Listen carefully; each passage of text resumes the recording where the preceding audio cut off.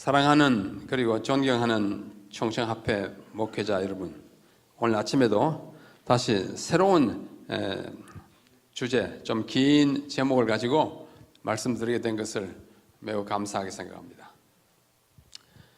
1번, 2번에 이어서 이 아침에는 신학은 누구나 할 수 있지만 아무나 하는 것은 아니다 라는 제목으로 제 경험과 또 연구를 여러분과 함께 나누고자 합니다. 신학은 아무나 합니까? 누구나 합니까? 누구나 하기 때문에 여러분과 제가 하는 거예요. 그렇잖아요? 특별한 사람만 하는 것 같으면 우리가 거기에 포함되지 않을 수 있지만 누구나 하기 때문에 여러분이 그 부름에 응했고 또 부름을 어떤 이렇게 만져질 수 있는 어떤 증거를 통해서 하지 않았다 할지라도 우리는 모르지만 주님이 택하셨어. 또 우리는 잘 모르고 택했지만 이 일에 들어섰어. 알고 보니 이것은 귀한 길이었고 거룩한 땅이었고 그래서 오늘까지 여러분들은 이어지는 것입니다. 은퇴를 앞두신 한 몇 분 목사님 여기 계신다고 들었습니다. 우리 정재성 목사님과 또 몇 분 있다고 들었어요. 정말 평생 수고하셨습니다. 잘하셨습니다. 끝까지 하시는 일이 얼마나 중요한지 모릅니다. 스스로 생각하기에는 내가 최선을 다했나 하는 회의가 있을 것 같아요. 저도 있었으니까요. 다 있습니다.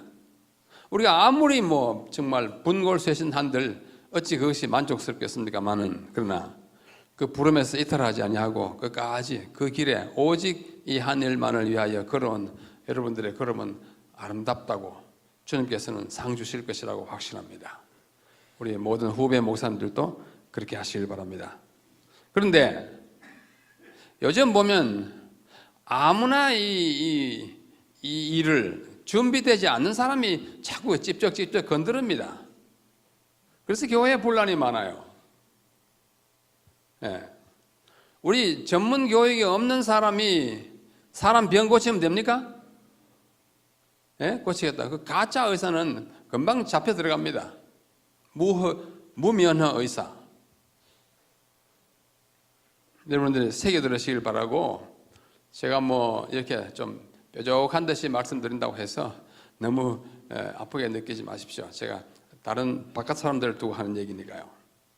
그래서 오늘 아침에는 과연 이 목회자는 뭐 하는 사람인가 한번 다시 생각해 보려고 합니다. 우리는 구약시대의 제사장의 임무를 가장 많이 물려받은 사람들입니다. 구약시대의 제사장은 오늘의 여러분의 하는 일을 포함하여 많은 다른 일들을 함께 했어요. 그 중에 가장 중요한 부분을 물려받은 분이 여러분이고 저인 것입니다. 그 밖에도 다른 일이 꽤 있어요. 가장 중요한 일은 의사의 일입니다. 그때는 의과대학이 없고 신학교도 없었지만 하여튼 레위 지파로 내려오는 사람들이 치료까지 하고 진단까지 하고 확인해서 또 이렇게 처방까지도 했어요. 오늘날은 그렇지 않잖아요. 그래서 이 구약 시대의 제사장의 자격과 예복과 그들의 했던 책임과 의무, 책무예요. 이것을 이 아침에 다시 한번 여러분이 여러 번 듣고 가르치고 또 배워왔지만은 한 번 더 우리 집단적으로 우리 목사단으로서 한번 아주 요약해서 한 30분 만에 또는 1시간 만에 생각하고 그 다음 부분으로 이어가려고 합니다. 자, 제사장은 적어도 7가지 이 자격을 갖추어야만 했습니다. 첫째는 레위 지파 출신일 것. 그렇죠? 셋째 지파예요. 로벤, 시몬, 레위, 유다, 이사갈, 스불론 이렇게 셋째 지파예요. 아주 중요한 지파였습니다. 이 레위를 낳고 나서 그의 어머니 레아는 아주 쾌재를 불렀습니다. 그 남편 야곱이 자꾸 자기 여동생인 라헬에게만 애정을 주기 때문에 매우 그 스트레스를 많이 받고 있던 터에 셋째 아들이 딱 낳자 이제야 내 남편은 나와 뭐하리라? 연합하리라, 결합하리라. 그래가지고 이름을 결합 또는 연합 붙이는 거예요. 레위는 붙이는 사람이에요. 하나님과 우리를 붙이는 사람이에요. 그래서 그 지파, 정말 예언적 이름의 지파, 그 레위 지파가 제사장의 역할을 하게 되는 것입니다. 아론으로부터. 그래서 크게 지파로는 레위 지파이지만은 더 구체적으로 아론의 직계 후손이 제사장의 직분을 감당했고, 아론의 후손 아닌 다른 레위 지파 다른 아들들이 있으니까요, 그분들은 성전 봉사의 다른 부분을 맡았지만은 제사장 직함은 오직 아론의 후손들만 했습니다. 그러나 아론의 후손이 분명하다 할지라도 그 이름이 계보에 레위의 후손으로 반드시 이름이 적혀 있어야 했습니다. 없으면은 의심쩍은 미확인 인물이 돼서 제사장의 직분을 감당하지 못했습니다. 여러분 잘 아시는 대로 느헤미야 7장에 가보면 69절 70절 쭉 보면은 바벨론에서 귀환할 때 그 어수선한 그 틈바구이에서 족보를 잘 챙기지 못한 사람들이 많습니다. 레위의 후손이 분명함에도 불구하고 그 집에서 자라고 생활했지만은 오는 사이에 족보를 잃어버렸어요. 그래서 돌아온 다음에 레위 지파에게 뭘 치기려고 하는데 족보에 이름이 없기 때문에 그 사람들을 뭐하게 여겨? 부정하게 여겨. 족보에 없으면 부정합니다. 여러분 다 족보 있습니까? 예, 맞아요. 신학 교육을 받고 주의 부르심을 받은 사람들은 다 족보, 뭐 이렇게 글로 쓴 족보가 아니라 진짜 족보에 있어요. 족보에 반드시 이름이 있어야 합니다. 또 뭐 아무나 와가지고 어느 지역에 가서 전도하지 않잖아요. 예? 신임 전도사, 인준 목사 해가지고 이렇게 계통을 밟아야 합니다. 그게 족보입니다. 근데 구약 당시에는 반드시 남자일 것, 심신에 몸과 마음에 흠이 없을 것. 심이라고 하는 것은 이제 마음인데 정신박야가 제사장이 못 됐습니다. 또 조금 비정상적인 그런 정신 상태 안 됐고, 몸 어떻게 뭐 산에 가서 나무 하다가 팔을 한쪽 잃었다, 도끼에 낫에 많이 해가지고 상처가 됐다, 또는 한쪽 눈을 실명했다, 이러면은 제사장에 위임하지 않았습니다. 왜냐하면 이 제사장의 직분을 가진 사람은 하나님을 대신하는 사람이에요. 또 백성을 대신하는 사람이야. 백성을 대표하는 사람이에요. 예수 그리스도를 대신하고 백성을 대표하기 때문에 온전해야 한다고 그들이 생각하여 심신에 흠이 없을 것 이렇게 했어요.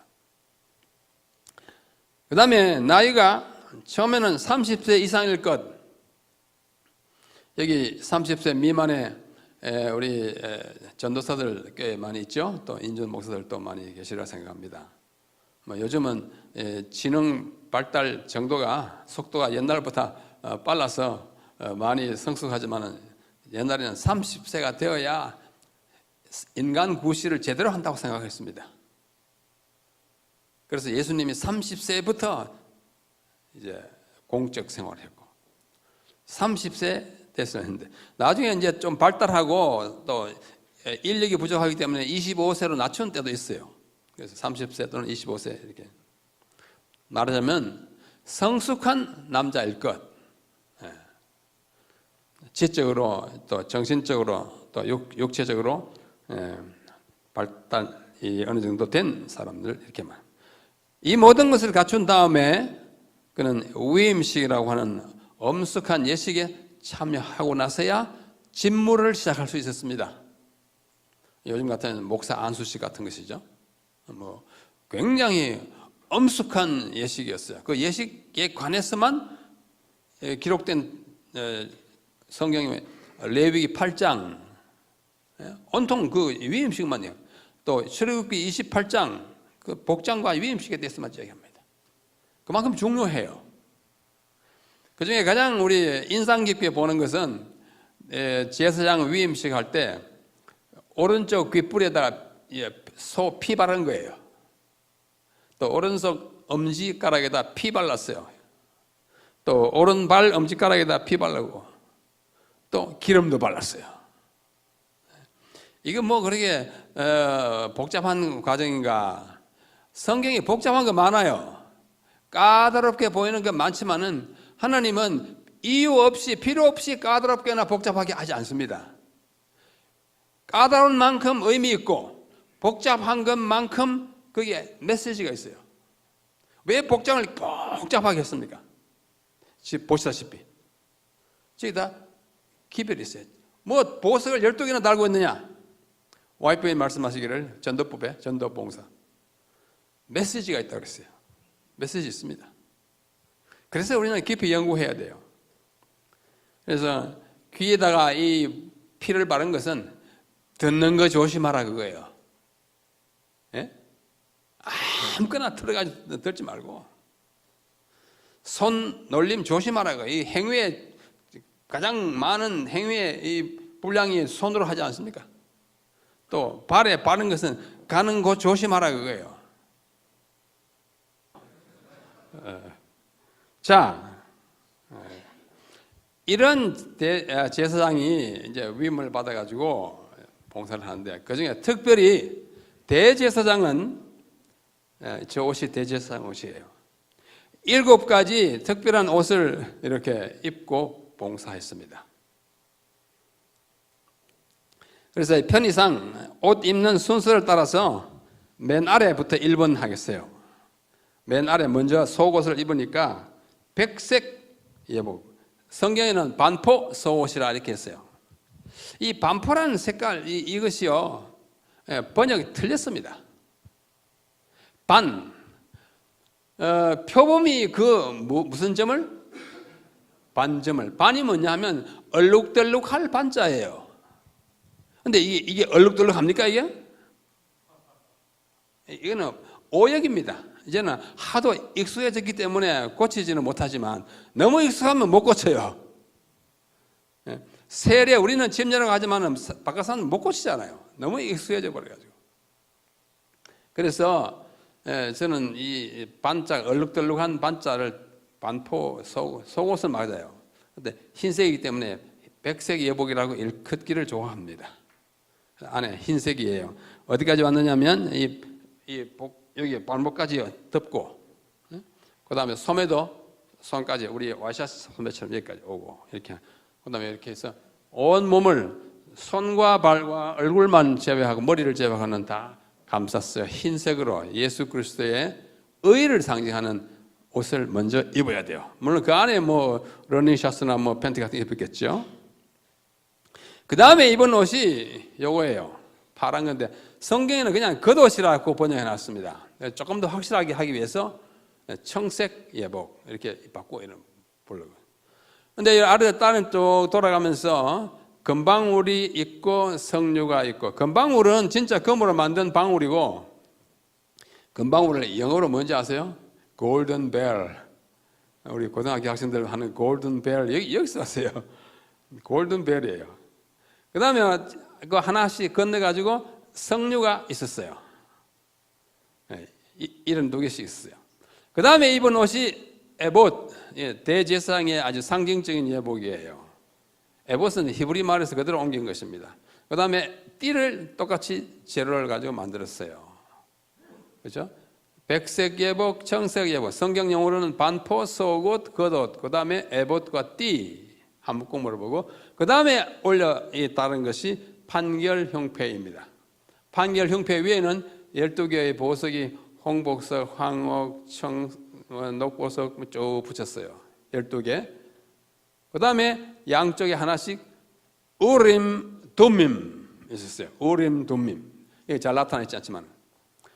그 다음에 이제 어깨에는 호마노라고 하는 이 견대, 견자가 어깨 견자잖아요. 견통, 뭐잖아요, 견. 어깨 위에 호마노가 하나, 둘 있었는데 그 호마노 위에도 12지파의 이름이 적혀 있었고, 여기 보석 위에도 12지파가 이름이 적혀 있었습니다. 이 판결 형패에 있던 12보석에는 이스라엘 지파의 이름들이 위치대로 이름이 적혀 있습니다. 맨 윗줄에는 동쪽 세 지파, 둘째 줄에는 남쪽 세 지파, 셋째 줄에는 서쪽 세 지파, 맨 밑에 줄에는 북쪽 네 지파 이름이 적혀 있기 때문에 거기에는 누구의 이름이 없을까요? 레위 지파 이름이 없습니다. 그 대신 요셉의 아들 두 지파가 에브라임과 므낫세가 각각 한 지파씩 있었어요. 그건 에브라임과 므낫세는 서쪽에 베냐민과 함께 있었어요. 그러나 여기 어깨에는 위치가 아니고 연치, 위치, 연치는 무엇이죠? 나이 순으로 6개 태어난 순서대로 르우벤, 시몬, 레위, 유다, 이사갈, 스불론. 한쪽에는 이제 저기 베냐민까지 있었어요. 그 다음에 쓴 것이 여기 관입니다. 관은 뭐 영어로 터번이라고 하고 마이터라고 해요. 하여튼 번역에 따라서 이 백색 세마포로 만날 둘둘둘 마른 것이에요. 요즘 중동 지방에 뭐 사람들이 쓰고 있는 거나 거의 비슷한 것이었고, 마지막으로 앞에다가 여기 노랗게 황금판 색이 있어요. 거기에 여호와께 성결이라고 글자가 새겨진 성패를 붙였습니다. 이 하나하나에 깊은 의미가 있어요. 우리가 그것을 다 지금 이미 알고 있기 때문에 설명할 필요가 없습니다. 특별히 그 중에 청색 예복, 두 번째 입었던 청색 예복에는 이 출애굽기 28장에 이렇게 말씀합니다. 맨 마지막 부분이에요. 너는 에봇 받침, 에봇 밑에 입었으니까 겉옷을 청색 예복을 전부 청색으로 하되 두 어깨 사이에 머리 들어갈 구멍을 내고 그 주위에 갑옷 깃같이 깃을 짜서 찢어지지 않게 이렇게 호었어요. 그 가장자리로 돌아가며 청색, 자색, 홍색 실로 석류를 수놓고, 석류는 진짜 석류가 아니고 실로서 알록달록하게 수놓은 석류와 금방울을 금으로 만든 이 벨, 종을 간격하여 달되 그 옷 가장자리로 돌아가며 한 금방울 한 석류, 한 금방울 한 석류가 있게 하라. 교대로 이렇게. 아론이 입고 여호와를 섬기러 성소에 들어갈 때와 성소에서 나갈 때에 그 소리가 들릴 것이라. 그리하면 그가 죽지 아니하리라. 죽지 아니하리라는 말은 그 소리가 들려야 죽지 않고 만약 소리가 안 들리면 어떻게 해요? 죽는다는 거예요. 굉장히 중요하잖아요. 소리 안 나면 죽어요. 들려야 죽지 않아요. 살아요. 그게 도대체 뭐길래? 소리가 도대체 뭐길래? 소리에 그 대제사장의 사활이 달렸어요. 생사 운명이 달렸어요. 여기 한 금방울 한 석류, 한 금방울 한 석류. 여기 석류가 있어요. 먹음직하죠? 석류 좋아하시지 않습니까? 저는 어릴 때 우리 집 뒷집 밭에 석류가 2그루 있었어요. 근데 그게 뭐 영양을 제대로 주지 않아서 그런지 품종이 그래서 그런지 가을마다 그것이 딱 벌어지긴 하는데 빼빼 말라가지고 먹을 것이 별로 없어요. 그래도 한번 맛을 보면 맛이 얼마나 신지 한번 먹고 나면 다시 먹고 싶지 않는 그런 맛이었어요. 그 후에 그저 뭐 고향을 떠나가지고 살면서 석류를 깜빡 잊어버리고 살았는데, 이제 미국에 가서 공부하는 동안에 한 번은 그 그로서리 식품 가게에 갔더니 석류가요 아이 머리만 이만해요. 미국 석류 이만합니다. 깜짝 놀랐어요. 우리는 맨날 이 주먹보다 작은 건데 이게 막 한 5배 이런 게 있거든요. 어릴 때 그 맛이 생각이 나가지고 저 신거 어떻게? 그래서 뭐 한 번쯤 호기심에 한번 맛보자 해가지고 하나를 샀어요. 집에 가지고 이걸 그게 큰 칼이라 잡을 수 있어.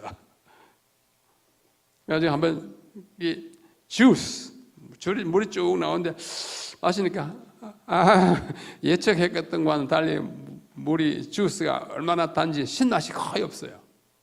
야, 참 석류가 참 단석류도 있구나. 그날부터 제가 식품 가게 갈 때마다 한 마리씩 한 개씩 가져왔어요. 얼마나 맛있게 많이 먹는지 몰라요. 시카고에 있는 우리 친구네 집에 갔더니 그 마당에 석류나무 한 그루가 있는데 거기다 열려있는 석류가 이만하게 열려있어요. 그때 끌어가지고 먹자 그랬어요. 석류의 특징은 무엇입니까? 예? 석류. 이 석류는 이란 원산지라 이렇게 식물학자들은 말합니다. 제가 몇 해 전에 이란에 한번 갔더니 그 식품 가게가 온 천지에 석류더라고요. 아, 원산지답다 그렇게 생각했어요. 이 석류의 특징은 뭐냐면 이 알갱이에요. 가을에 딱 벌어지면 안에 다 보입니다. 씨가 보이죠. 석류의 특징은 씨예요. 딱 벌어지면 씨가 퍼쳐집니다. 왜 석류를 달고 다니게 했는가 하니 비록 술을 놓은 대용품이긴 했지만은 씨 퍼치라고. 대제사장은 어딜 가든지 씨를 뿌리면서 다녀야 합니다. 말씀의 씨, 복음의 씨. 이게 달려있을 때 모습이잖아요. 모양이잖아요. 그런데 이 금방울과 석류가 몇 개씩 달려있었는가 하니 72개씩 달려있었습니다. 성경에는 없지만은 아주 오래전부터 내려오는 탈무드 같은 유대인 그 성경 해석집에는 72개씩 해야 돼요. 합치면 몇 개예요? 72개 더하면 144개예요. 저는 그 숫자를 딱 대하자마자 아하, 이거는 14만 4천하고 틀림없이 관계가 있겠다 이렇게 생각합니다. 14만 4천은 뭐 하는 사람이냐? 소리 잘 내고 씨 잘 뿌리는 사람들입니다. 소리는 증거의 소리예요. 증거의 소리입니다. 어떤 사람을 만났다. 괜히 북한 김정은 얘기만 하지 말고 또 무슨 미국의 대통령 트럼프 얘기만 하지 말고 예수님 이야기 좀 하십시오. 사이사이에. 또 비행기를 타고 어디 멀리 장거리 간다면 옆에 앉은 사람이 여러분이 뭐 하는 사람인지 알리고 다녀야 합니다. 10시간이나 미국까지 비행기 타고 가면서 한마디 대화도 하지 않냐고. 뭐 피곤하기도 하고 또 의사가 잘 안 통하기도 하겠지만은, 예? 성경 한번 딱 펴가지고 보는 거예요. 보란 듯이. 그 사람 물을 겁니다. 교회 나가시냐고. 그렇다고. 뭐 하시냐고. Seventh Day Adventist 파스터를 하십시오. 아, Seventh Day Adventist. 뭐 하는 사람들이냐. 토요일에 안식일로 교회 가서 성경 말씀을 따르는 사람이라 그러냐고. 그쯤만 해도 이미 소리 냈으니까 죽지 않을 겁니다. 더 잘하려거든 그 가슴에 석류씨 몇 개 좀 심어주시라고요. 수천리, 호주까지 갔다 오고 유럽까지, 저 북유럽까지 갔다 오면서 한마디도 복음에 대해서 이야기하지 않고 돌아다니다가 집으로 돌아오는 목사님들과 장로님들, 좀 아쉽지 않습니까? 그게 악행이라고 할 수 없지만은 최선이 아니에요. 자기도 한두 사람에게 내가 뭐 하는 사람이라는 걸 소리 내고 씨를 뿌리고 다녀야 하는 것입니다. 그들이 14만 4천에 분명히 포함될 겁니다. 그래서 이 가슴에 이렇게 달아고 다녔어요. 맨 위에는 홍보석, 황옥, 녹주옥, 석류석, 출애굽기 28장에 나오는 그대로예요. 색깔을 제가 대충 맞췄지만 정확하지는 않아요. 우림과 둠임 있고. 여기에 르우벤, 시몬, 유다 이렇게 내려가요. 자, 그 이름은 이거 한자로 쓰면 이렇습니다. 한자가 좀 어려워서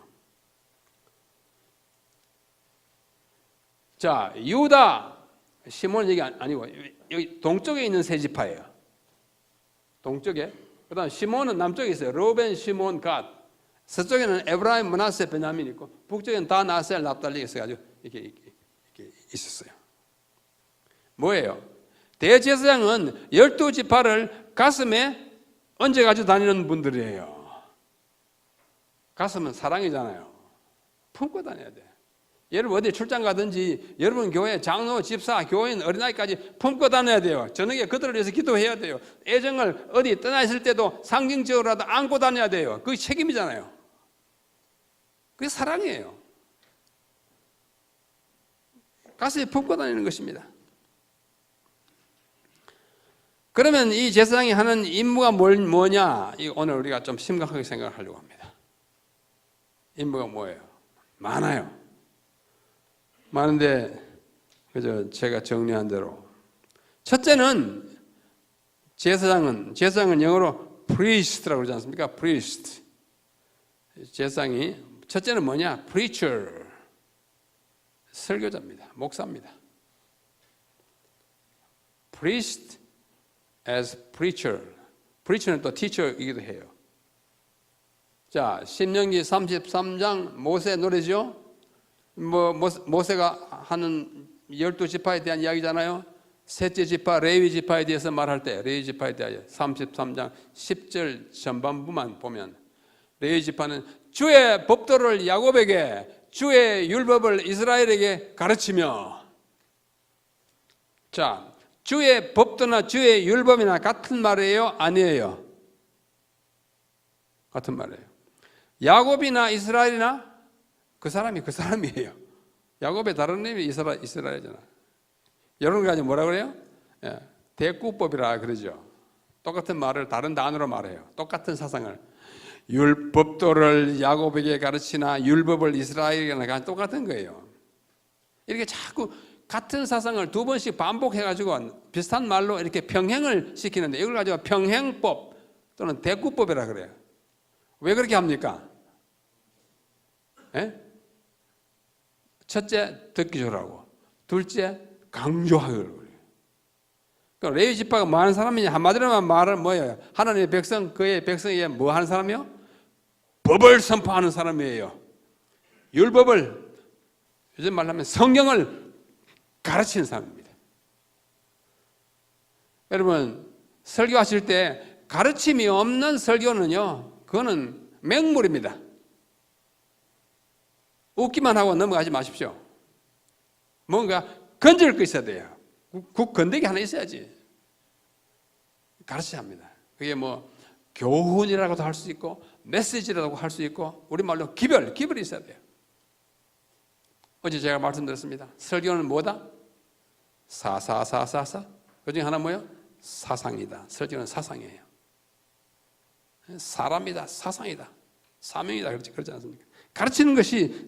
가르치는 것이 제사장의 첫 번째 책무였습니다. 임무, 책임이었어요. 오늘날에 그 책무를 물려받은 사람이 여러분들입니다. 가르쳐야 합니다. preach 해야 합니다.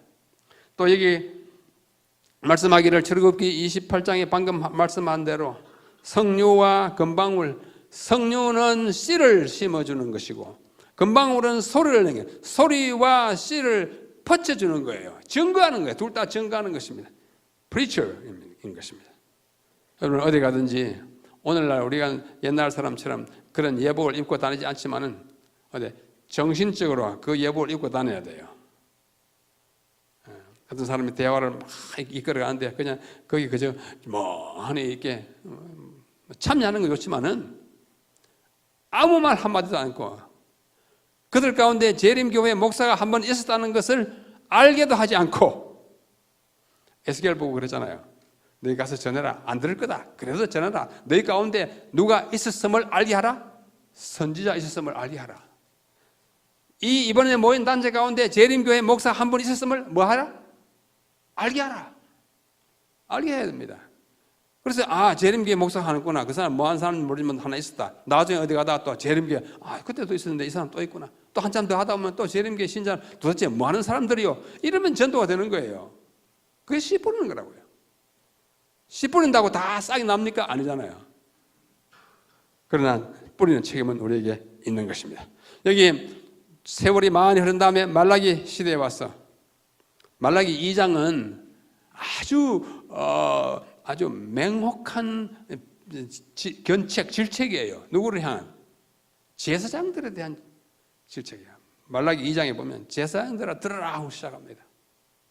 한참 꾸지람을 쭉 하시다가 6절에 와가지고 그의 입에는, 제사장의 입에는 진리의 법이 있었고, 참 원망스러운 게 뭐냐면 있었고 어짜예요. 어짜는 과거를 말합니다. 있고가 아니고 있었고, 그 말은 지금은 없고 지금 없어요. 그의 입술에는 불의함이 없었으며 지금은 불의함이 있고 그가 화평함과 정직함으로 나와 동행하며 많은 사람들을 돌이켜 죄악에서 떠나게 하였느니라.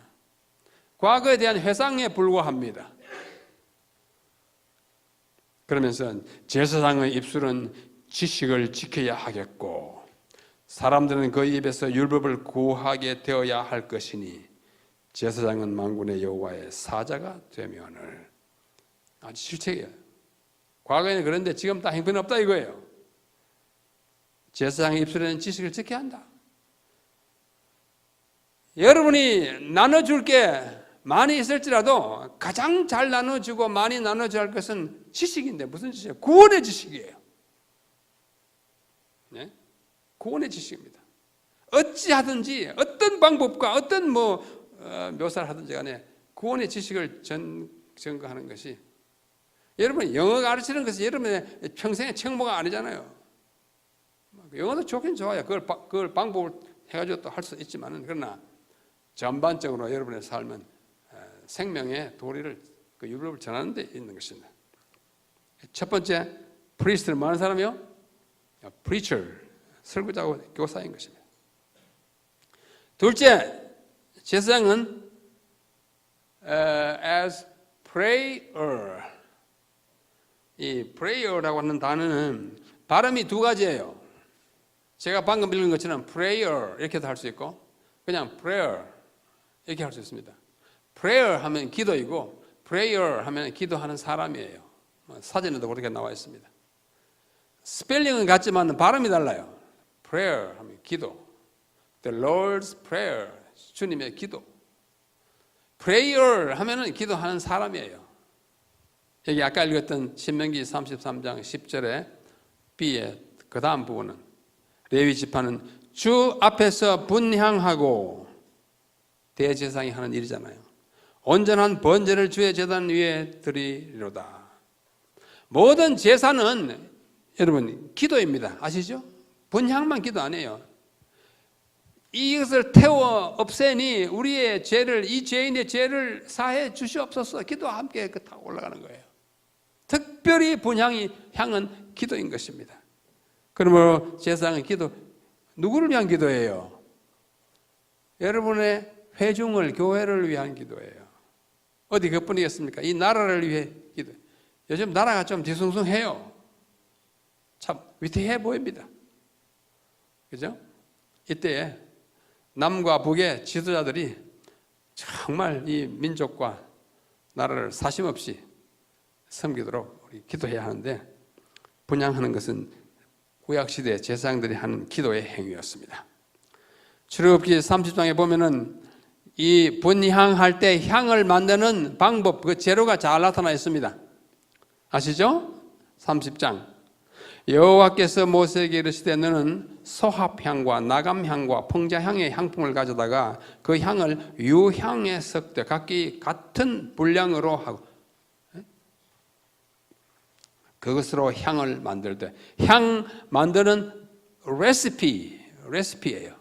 뭐하고 소합향과 나감향과 풍자향을 유향에 섞어서 소금을 쳐라. 그래서 만든 향을 갖다가 분향하되 그 다음 보십시오. 네가 여호와를 위하여 만들 향은 거룩한 것이니 너희를 위하여는 그 방법대로 만들지 말고 네가 한번 냄새를 맡아보려고 그것을 만들면 너 백성 중에서 끊어지리라. 이 향은 누구를 위한 향이고 하니 하나님께 바쳐지는 향이기 때문에 백성이 맡으면 안 돼요. 기도는 누구에 대해서 하는 거 하니 하나님께 하는 거예요. 사람에게 기도하는 것은 안 돼요. 그 기도를 받는 사람은 하나님의 자리를 찬탈하는 거예요. 그런 의미에서 남의 교회를 참 좀 시비를 걸면 안 되지만은 고해 성사 같은 거는 이런 행위가 아닌가 저는 생각합니다. 기도는 누구한테 해요? 하나님께 해야 합니다. 향은 누구한테 피워요? 하나님께. 감사도 하나님께, 기쁨도 하나님께, 심지어 불평도 하나님께. 그 기도예요. 시편에 보십시오. 얼마나 불평의 기도가 많습니까? 하나님 다 알아듣습니다. 여러분 막 불평을, 교회에 불평이 있거든, 지도자에게 불평이 있거든, 하나님께 하시라고요. 하나님 다 알아들으십니다. 사람에게 할 것이 아니에요. 이 5가지의 향 재료가 있습니다. 향료, 소합향, 처음에 우리가 이 성경 볼 때 한자가 너무 어려워요. 소화평 이렇게 씁니다. 소. 이 소철, 소태. 맛이 소태 같다 하는 거. 맛이 어떤 거예요? 쓴 거잖아요. 그 같은 계통이에요. 소화평은 영어로 스택티라고 발음하는데 맛이 쓴 것이 특징이 돼. 이 쓴 맛은 이것을 가지고 향을 만드니까, 향은 기도니까 기도의 구성 요소가 이런 거예요. 왜 그 기도를 뜻하는 향에다가 이 쓴 것을 갖다 냈을까? 그 쓴 맛을 좀 보라고. 통회하는 마음으로 기도하라고. 그 다음에 나감향, 어려운 말이에요. 특별히 감자, 이 감자 제 컴퓨터에 없어가지고 저 인터넷 들어가서 따다가 갖다 집어넣었어요. 감자 이거 처음 보는 글자 아닙니까? 대부분. 나자는 알죠? 나선형한 달팽이 나자예요. 쪼글쪼글. 이것은 어니카라고 하는데 끈적끈적한 맛이에요. 찐득찐득해요. 그것은 끈기 있고 열심 있는 기도를 우리에게 가르친다고 저는 믿습니다. 우리가 기도 좀 끈적끈적하게 해야 돼요. 누가 보면 18장입니까? 그 과부가 그 법관한테 막 쫄라대듯이 하도 귀찮아가지고 들어줬잖아요. 셋째는 풍자향이에요. 이 단풍하는 풍자인데 이것은 쏘는 맛입니다. 탁 쏘야 해야 되면 탁 쏜다고 합니다. 이것은 우리가 기도를 드리되 구체적이고도 세부적인 기도를 드리라고 이런 향료를 향해 기도를 상징하는 향에 드렸다고 생각합니다. 그 다음에 유향에 섞으라 그랬어요. 유향은 프랭크 인센스라고 그래요. 유향은 젖유자잖아요. 단맛이에요. 기도에 단맛도 좀 있어야 돼요. 감사와 찬양과 존경과 영광을 돌리는 것. 우리는 너무나 구하는 데 정신이 팔려가지고 하늘에 계신 우리 아버지 당장 뭘 구합니다. 급할 때는 그렇게 해야 되지만은 그러나 정규적인 예배와 특별히 안식 아침 예배는 감사도 많이 해야겠어요. 감사, 그래서 풍자, 유향이 뜻하는 바라고 생각합니다. 그 다음에 마지막으로 소금을 뿌리라 그랬어요. 치라. 짠맛은 부패를 방지하잖아요. 중보와 화목을 또 많은 이런 기도들을 섞어서 드리라고. 이 모든 것들의 자료는 소화판과 나감향과 풍자향과 유향은 세계 각처의 그 원산지가 아주 흩어져 있어요. 소금은 바다에서 나잖아요. 지중해와 사해에서 나오고. 그 다음에 어떤 것들은 인도에서 나오고, 어떤 것은 아프리카에 나오고, 어떤 것은 팔레스타인에 나오는데 그 향료들의 원산지만큼 우리 기도의 범위는 세계적이어야 한다고 가르치는 것 같습니다. 우리 기도를 남북한을 위하여, 소련은 아니지, 러시아와 미국을 위하여, 일본과 중국을 위하여. 그래야 우리가 이 좁은 이 틈바구니에 끼어가지고 우리가 생존할 수 있고 또 복음을 잘 전할 수 있어요. 셋째는 제사장이 뭐 하는 사람이냐? physician, 의원입니다. 의사예요. 레위기 14장에 보면은 나병에 걸렸던 사람이 낫다 할 때 얼른 쫓아가는데 어디로 갔어요? 제사장에 가서 나은지 확인하고 진단해요. 그때는 제사장이 진찰하는 의사의 역할을 했습니다. 마태복음 8장에 보면 우리의 대제사장이신 예수님께서 한 나병 환자가 와가지고 절하는 걸 보고 이렇게 고쳐주지 않습니까? 예수님 의사잖아요. 이적이 33개 복음서에 기록되어 있는데 그중에 한 17개, 18개가 치료하는 이적이에요. 예수님은 교사이기도 하고 목사이기도 하지만 의사였어요. 오늘날 우리는 의과대학을 졸업한 의사가 아니지만은 적어도 허용된 범위 안에서 방문해서 심령의 치료를 고쳐주고 격려해서 마음을 편안하게 해주고 또 병이 낫도록 기도해주고 이 일을 우리가 해야 합니다. 우리는 치료자입니다. 또 예수님이 침상에 누운 중풍병자를 고쳐주셨어요. 건강한 자에게는 의사가 쓸데없고 여러분 심령의 의사라는 사실을 잊지 마시기를 간절히 바랍니다. 넷째는 무엇인가 하니 이 제사장은 protector, 보호자예요. 오늘날 목사님들이 회중의 교인들의 보호자가 되어야 합니다. 보호자가 되어야 합니다. 나병 걸렸던 사람 보호를 받았어요. 제사장의 보호를 받았어요. 그가 보호해주고 그가 낫다고 이제 판결해줘야 집으로 돌아갈 수 있었어요. 제사장은 참 위대한 보호자였어요. 특별히 레위기 16장에 뭐가 있습니까? 속죄의 행사가 있지 않습니까? 한 해 동안 있었던 모든 죄의 결말을 마지막 싹 도말하는 그 책임, 그들이 지은 죄로부터 용서받고 보호를 받게 하는 마지막 봉사하는 사람이 대제사장이었어요. 속죄일의 대제사장. 그 다음에 특히 도피성 제도는요. 도피성 제도. 고의로 살인하지 않고 어떻게 잘못해가지고 사람을 죽였는데 그 가족들이 와서 막 잡아 죽이려고 하니까 막 도망가가지고 도피성이 요단강 서쪽에 세 곳, 동쪽에 세 곳 고루고루 있어가지고 누구든지 빨리 도망가서 대제사장이 죽을 때까지 거기서 삶으로써 목숨을 부지할 수 있었던 것은 그들의 살인자의 생명까지 보호하는 제사장의 역할을 우리에게 말해줍니다. 예, 이 6곳에 각각의 이름에 의미가 있어요. 제가 쓴 책 가운데 오실자의 표상이라는 책이 하나 있습니다. 그게 자세한 이런 설명을 한 챕터가 있습니다. 혹시 궁금하시면 찾아보시기 바랍니다. 자, 보호자였어요.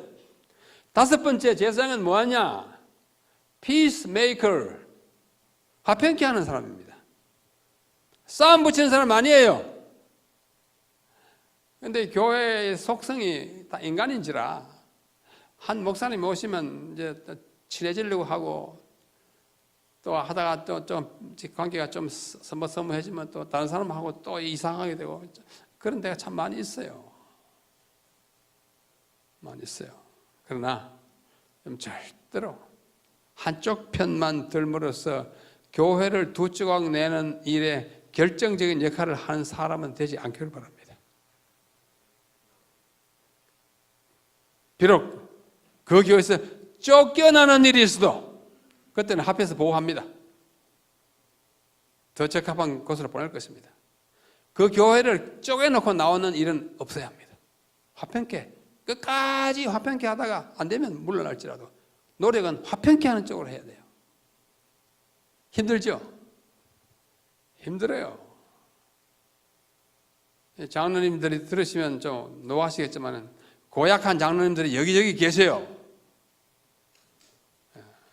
그러나 목회자는 그럼에도 불구하고 화평케 하도록 노력을 끝까지 해야 합니다.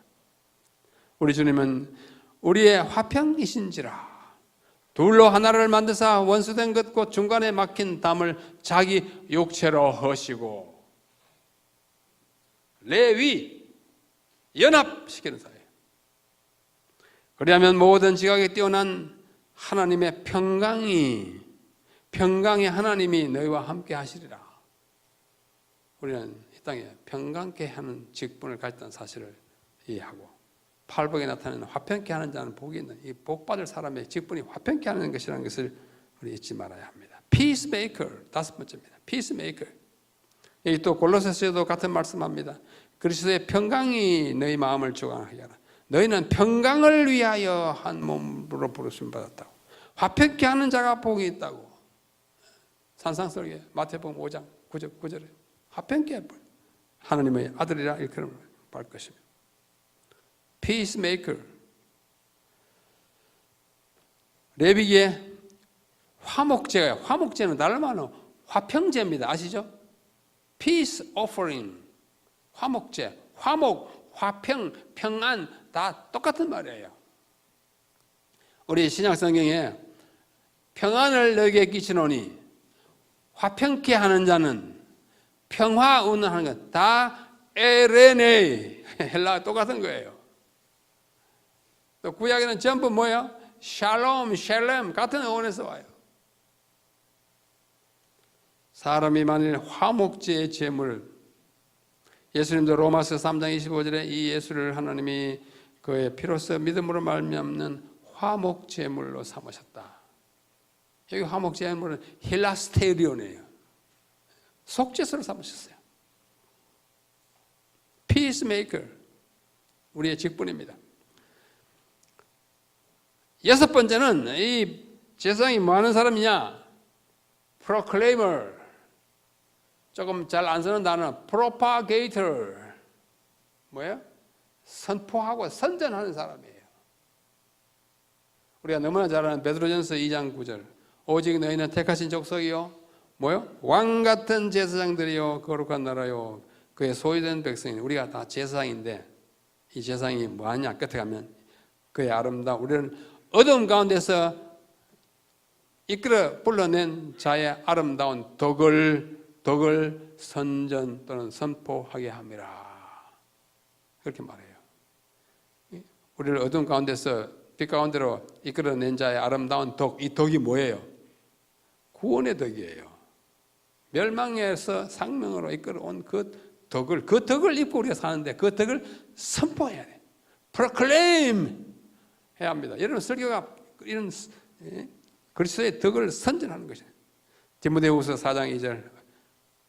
산 자와 죽은 자와 심판하실 그리스도 앞에 내가 너에게 엄히 명하노니. 엄명. 너는 말씀을 전파하라. 전파자예요.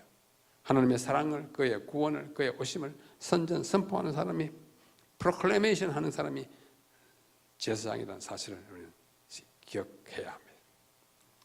7번째, 제사장은 provider, 제공하는 사람입니다. 뭘 제공해요? 하나님의 용서를 제공하고 하나님의 칭의를 제공하고 하나님의 사랑을 전달하고 하나님에게서 오는 생명을 전달하는 사람들이에요. provide 해줘, provision 해주는 거예요. 싸움 붙이지 마시고 우리 성도들 불안하게 하지 마시고 그러면서 또 태평하게 하지 마시고 구원을 너무 어렵게도 만들지 마시고 너무 쉬우면 아무나 갈 수 있다고 하면 안 돼요. 정말 잘 자랍니다. 자녀하고 똑같아요. 여러분의 자녀가 엄마 아빠를 막 맨날 들어가서 방에 공부하다 몸만 이렇게 하지 마시고 엄마가 들어오는지 아빠가 들어오는지 가는지 다 무심하고 지알리나 이건 무관심한 그것도 안 돼요. 정말 믿으면서도 신뢰하면서도 어떻게 해요? 예의를 갖추고 그게 인간다운 정말 아름다운 모습의 자녀가 아닙니까? 우리 하나님 앞에서 마찬가지입니다. 용서도 칭의도 제공해주고 얼마나 사랑하는지 알려주는 것입니다. 그래서 프로바이더 역할입니다. 마지막 8번째는 프로모터입니다. 우리 충청합회는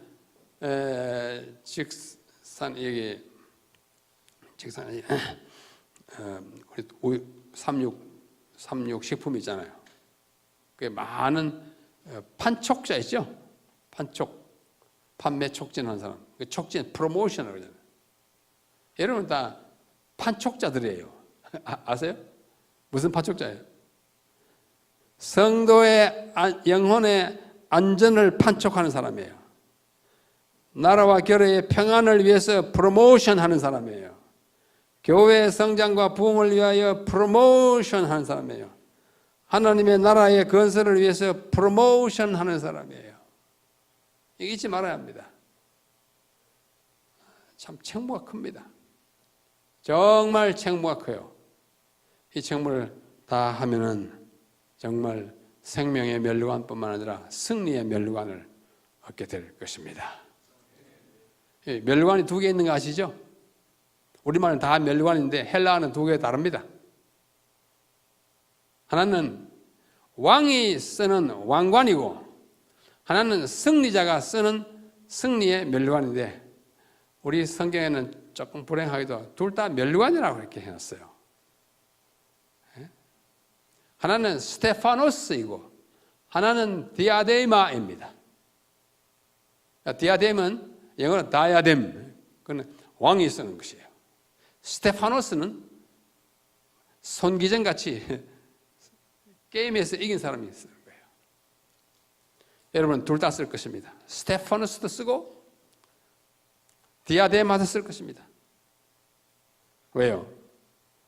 왕 노릇하리라 했어요. 왕 노릇합니다. 그리고 이겼으니까 이 세상을 이기고 내가 내 직무를 수행함에 있어서 승리했으므로 주께서 주시는 생명의 면류관을 스테파노스도 쓸 것입니다. 그래서 이 8가지를 제 나름으로 여러 해 생각하면서 이렇게 쭉 만들었어요. 자, 제사장의 첫째 임무는 뭐예요? preacher. 둘째는 prayer. 셋째는 physician. 그 다음에는 protector. 그 다음에는 peacemaker 또는 propitiator 같은 말이죠. 그 다음엔 proclaimer, propagator. 그 다음에는 provider. 그 다음에 promoter. 제사장이 이제 PR로 시작하니까 다른 것들도 그렇게 한번 제가 맞춰서 생각하느라고 한 것입니다. 기억하기 좋으라고. 이런 8가지, 적어도 8가지의 책임과 임무, 한 단어로 책무를 감당하실 능력과 적어도 자신감과 사명감 가진 자만이 신학을 공부하고 목회해야 하고 할 수 있습니다. 아무나 할 수 있어요. 그러나 누구나 하는 거 아니에요. 이거에 대해서 아무 관심 없으면 참 빨리 그 관심을 갖춰야 합니다. 내가 좀 부족하다고 집어치우지 마시고 그런 입장이 아니잖아요. 끝까지 붙들되 그 붙드는 듯에 자기를 빨리 요즘 말로 하면 업그레이드 시켜야 합니다. 제가 어제 말씀드린 대로 그 인도 출신의 어느 우리 대총회 교육부장을 역임한 존 파울러라고 하는 목사님이 한 대로 먼저 신학자가 되셔야 합니다. 고도의 신학이 아니에요. 성경을 아는 기본적인 신학자. 그 다음에 뭐예요? 설교. 첫 번째가 설교잖아요. 설교 정말 책임 있게 해야 합니다. 설교 한 편의 값이 얼마라고요? 100만 원이에요. 여러분, 이게 갚아야 합니다.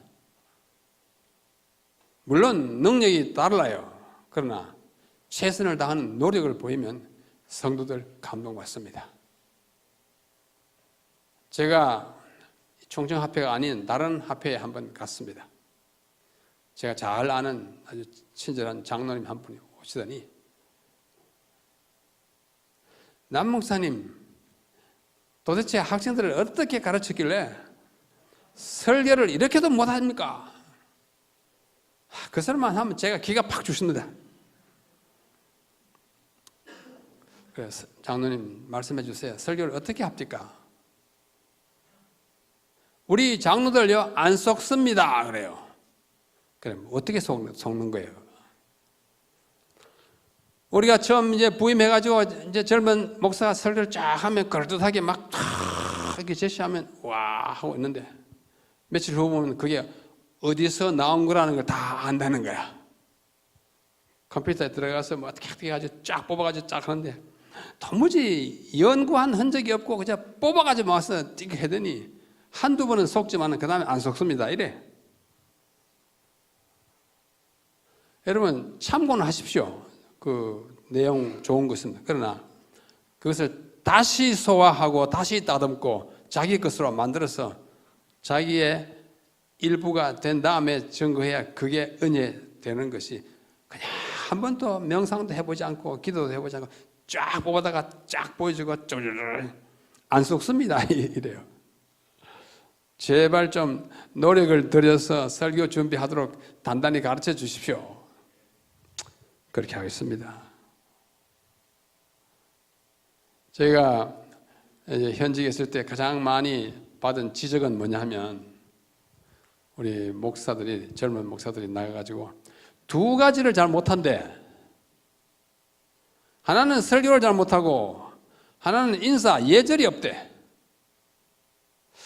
참 둘째 것은 문화가 달라지니까 옛날처럼 공손 인사하고 그러지 않잖아요. 그렇다 하더라도 그래도 좀 이렇게 신용이라도 해주면 자기 칭찬받고 또 그분들을 가르친 또 교사들 또 욕을 먹지 않는데 그거 잘 못하나 봐. 충청 앞에 우리 목회자들은 다 양반들이어서 뭐 그런 문제는 없으리라 생각합니다. 그러나 설교는 정말 어제 제 광고문 제가 보여드렸죠?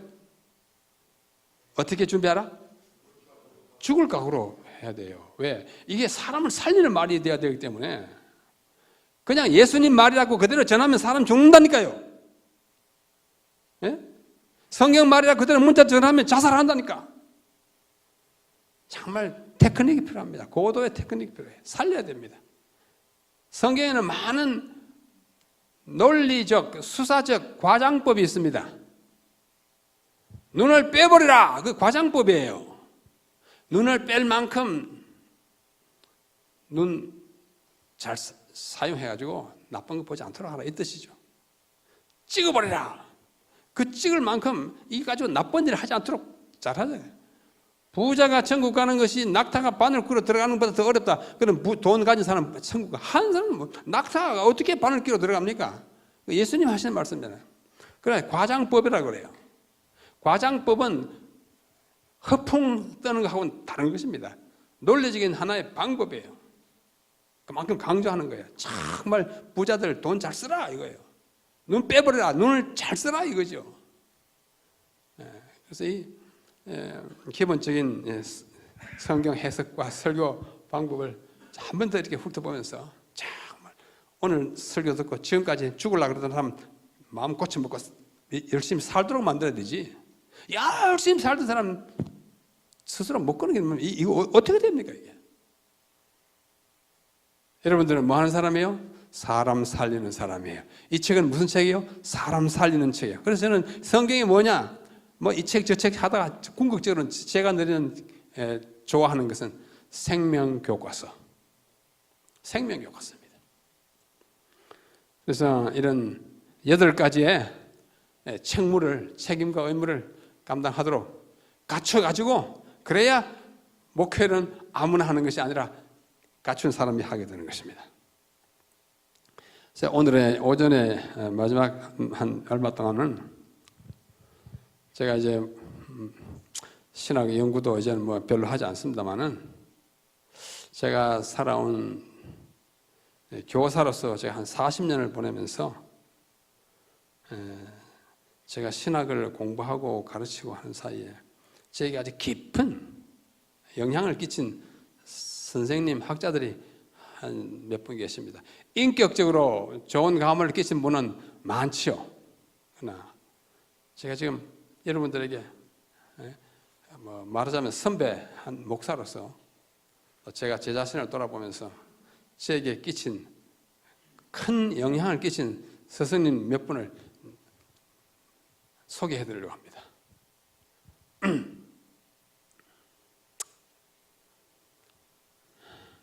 방법론적으로 그렇습니다. 여기 6분입니다. 여기 6분이 저의 신학 연구에, 신학 자체라기보다도 신학 연구에 영향을 끼친 분들입니다. 아는 분 있죠? 이분은 레슬리 하딩, 성서론의 전문가, 우리말로도 제가 번역한 성서론 입문, 이분이 쓴 책이고, 또 안교신 목사 등이 번역한 그리스도 중심의 성서론 이분이 쓴 거예요. 제가 이분에게서 받은 감화가 대단히 큽니다. 성경 연구에 있어서. 둘째 가운데 있는 분이 이분이 게르하르트 하젤이라고 하는 분입니다. 하젤. 이름 많이 들었죠? 하젤.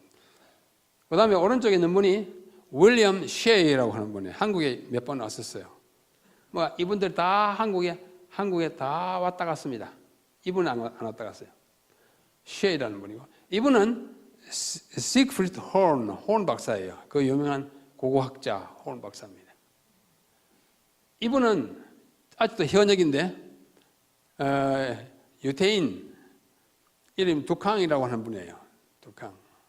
우리나라에 임봉경 목사가 번역한 책이 하나 있고, 얼마 전에 잠언 안실학교 교과 잠언을 쓰신 분이 이분이에요. 두캉. 이분은 여러분이 모르실 거예요. 틸리라고 하는 분입니다.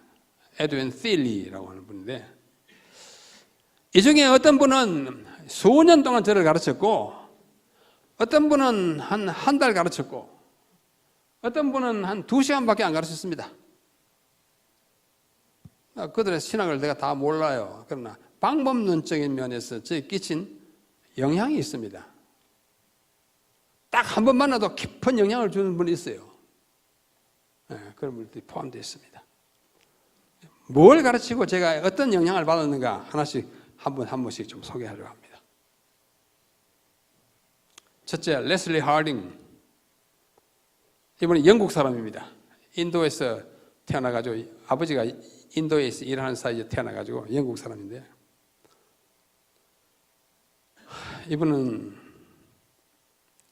사진이 좀 우중충한데 좋은 사진이 없어서 영국 신사일 뿐만 아니라 이 말씀에 대한 정말 진지한 태도를 가지고 계세요.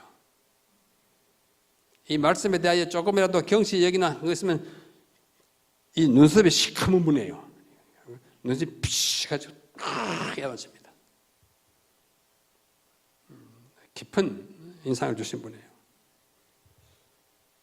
저는 이분에게서 성소에 대해서 처음 배웠어요. 그 학생들이 한 40명의 강의를 듣는데요, 모두가 하나같이 정말 좋은 교훈을 많이 받았다고. 그래서 제가 그 번역한 것이 성서론 입문이라고 하는 옛날 책이에요. 그래서 제가 성서로에 대하여 공부를 많이 하게 됐습니다. 이번은 한 학기만 가르쳤지만 그 후에 제가 30년을 성서 공부했습니다. 뭐 잘하지는 못했지만 한 사람의 영향은 큽니다. 또 이분에게 제가 배운 것이, 이분이 3과목 배웠어요. 하나는 성소, 하나는 에스겔. 제가 에스겔 강의하는 거 여러분 좀 보셨죠? 유튜브에 올라 있습니다. 지금까지 50회 강의했어요. 50시간 했습니다. 그 씨를 심어준 분이 이분입니다. 에스겔 한 학기 강의하면서 깜짝 놀랐어요. 지금은 이분이 갖고 있던 것보다 더 많은 자료를 제가 갖고 있어요. 왜? 이 터울이 30년 터울라니까. 그 후에 뭐 에스겔에 대한 책은 내가 있는 것 쪽에 다 봤어요. 에스겔 연구하게 됐습니다. 깊은 신학입니다. 성경 가운데 가장 어려운 책이 에스겔입니다. 유대인들이 아이를 낳으면 맨 먼저 가르치는 책은 레위기예요. 왜? 얼찍부터 알아야 하니까. 정하고 부정한 것, 거룩하고 속된 것 알아가지고 키워야 하니까. 또 예배 어떻게 하는 건지 알아야 하니까. 매년 돌아오는 절기 뭔지 알아야 하니까. 레위기를 맨 먼저 아주 어릴 때 한 30살 때면 레위기 가르치기 시작합니다. 근데 끝까지 남겨놨다가 어른이 된 다음에 가르치는 책이 에스겔이에요. 랍비들이 그렇게 했습니다. 이분에게서 그 배웠고, 또 하나는 비블리컬 프리칭, 성서적 설교법이었는데 그 이야기는 조금 이따 하려고. 이 말씀에 대한 아주 엄숙하리만큼 진지한 태도. 그분은 심지어 이 성경에다가, 저는 이렇게 뻘겋게 줄을 끊었지만 그분은 절대로 줄 안 끊는 분이에요. 말씀 존중, 줄 끄면은 그것만 자꾸 보고 줄 안 끈 부분은 시시하게 생각한다고 줄 하나도 안 끊는 분이에요. 그만큼 성경을 존중하는 태도예요. 저는 그렇게까지 하지 못하지만은 그런 진지한 태도. 이 성경 위에다 여러분 뭐 잡지 무슨 책 이렇게 얹어놓고 하지 마십시오. 그분 앞에 그거 했다가는 천불납니다. 호통죄. 항상 뭘 얻는다면 성경은 맨 위에 존중하는 태도예요. 다른 종교의 그 경, 코란 경, 뭐 화엄경, 무슨 경, 우리가 성경 취급받듯이 그렇게 홀대하지 않습니다. 뭐 서물 숭배하자는 뜻이 아니에요. 그러나 이 말씀이 하나님의 말씀이므로 존중하는 태도, 진지한 태도. 둘째, 이분은 게르하르트 하슬 박사예요. 제가 세미나리 공부하러 갔을 때 미국의 앤드루스 대학에 이분이 세미나리 딘 원장이었어요. 정말 철저합니다. 이분은 우리 교회 안에서보다는 교회 밖에서 더 유명합니다. 구약학자로서. 세계적으로 권위 있는 독일과 미국과 영국에서 나오는 많은 신학 전문 학술지에 이분만큼 글 많이 쓴 분 우리 교회 안에 없습니다. 저는 많이 봤습니다. 그분에게서 제가 도움을 요청해서. 이분은 제 학위 논문 지도 교수이기도 합니다. 제가 이분에게 다니엘을 배우는데 학생이 3사람이에요. 박사과정 구약 전공하는 학생이 3사람밖에 없었어요. 저 하나 있고, 하나는 유고슬라비아에서 왔고, 하나는 칠레에서 왔고, 이 3사람이 공부하는데, 3사람 놓고도 진짜 진지하게 공부를 시키는데, 얼마나 철저한지 몰라요. 철저하게. 다니엘서를 공부하다가 이제 term paper라는 걸 써야 되지 않습니까? 소논문 써야 되는데 뭘 쓸까? 우리는 이제 그 염려가 많죠. 또 공부도 해야 되지만 또 선생님을 만족해야 되니까 한 번은 지극히 높으신 자의 성도를 괴롭힌다는 다니엘 나오잖아요. 지극히 높으신 자의 성도가 뭔지에 대해서 누가 페이퍼 쓰라 그래요. 제가 쓴다고 했어요. 굉장히 연구할 만하다고 생각했어요. 그러니까 빙그레 웃어요. 근데 정말 그거 쓸래? 그래요. 나 써보겠다고. 그러면서 수업 마치고 따라오래. 그 사무실에 갔더니 요만한 자기가 쓴 논문, 미국에 있는 유명한 성경학술지에다 그가 친히 발표한 논문 이렇게 딱 뽑아내는 거 있잖아요. 그걸 딱 보고 집에 가서 이거 읽어보고 여기에 더 할 거 있으면 쓰고 안 그러면 다른 거 쓰라 그래요. 그 논문이 이거예요. The Identity of the Saints of the Most High in Daniel 7. 비블리카라고 하는 유명한 권위 있는 학술지예요. 75년에 쓴 거더라고. 제가 공부하는 건 83년인데 그 한 개 딱 주면서 집어 읽었어요. 밤에 늦도록 읽었어요. 굉장히 두꺼워요. 72페이지부터 92페이지, 20페이지가 안 되지만은 풋노트 보고 이렇게 몇 시간 걸렸습니다. 읽어보니까 참 속된 말로 입이 딱 벌어져요. 내가 학문을 할 수 있을까? 이런 자료, 이런 추리, 이런 돌파, 합쳐가지고 탐구. 내가 아주 정신을 잃었어요. 나는 이게 족탈불급. 신발 벗고 따라가도 못 따라가겠다. 그 다음 시간에 빙그레 웃으면 읽어봤냐? 읽어봤다. 그 쓸래 하니까 No. 두 손들.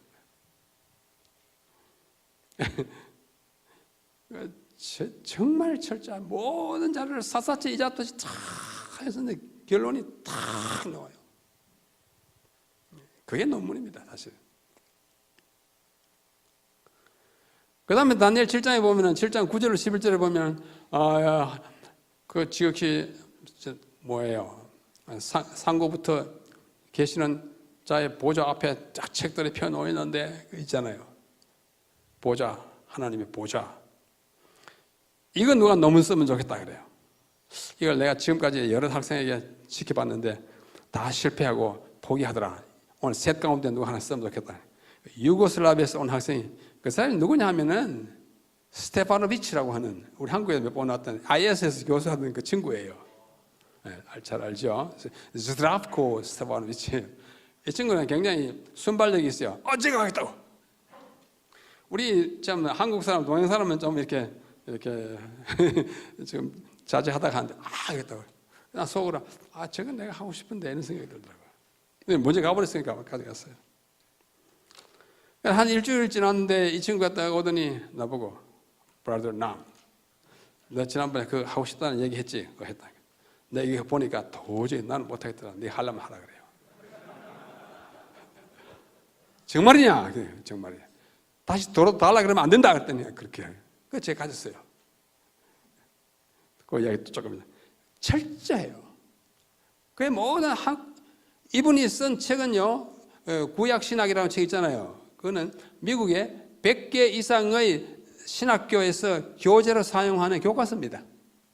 얼드만 출판사에 나온 거. 유명한 책이에요. 한국말로 번역되긴 됐는데 우리 손으로 하지 않고 바깥 번역을 해가지고 두 가지 번역이 나와 있습니다. 세 번째 분은 셰이. 이분은 원래 의사입니다.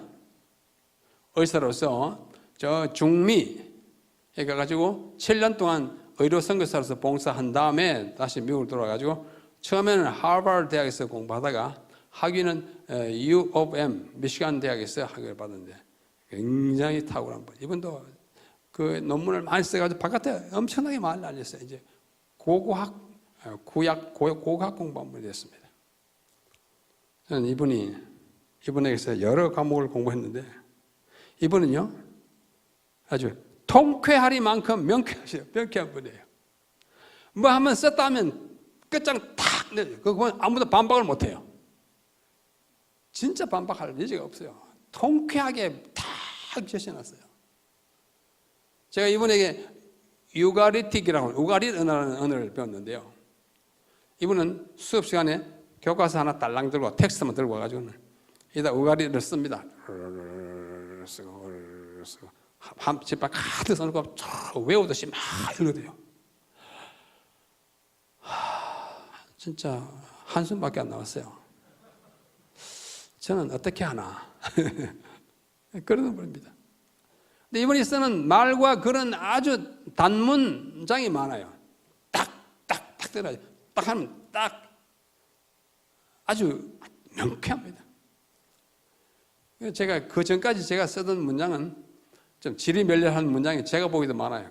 이분에게 배운 이후로는 제가 쓴 문장이 아주 짧습니다. 압도적인 영향을 제가 받았어요. 아, 문장이 길면 안 된다. 문장이 길면 안 된다. 우리 신도들이 문장 길면 알아먹습니까? 우리 신학생들이 길면 뭐 알아먹습니까? 길면 안 돼요. 딱 끊고 또 쓰고 명쾌합니다. 제가 이분을 닮으려고 노래를 많이 했지만 잘 안 돼. 타고나야 되나 봐. 그 다음에 홀 박사님이에요. 이게 뭐냐면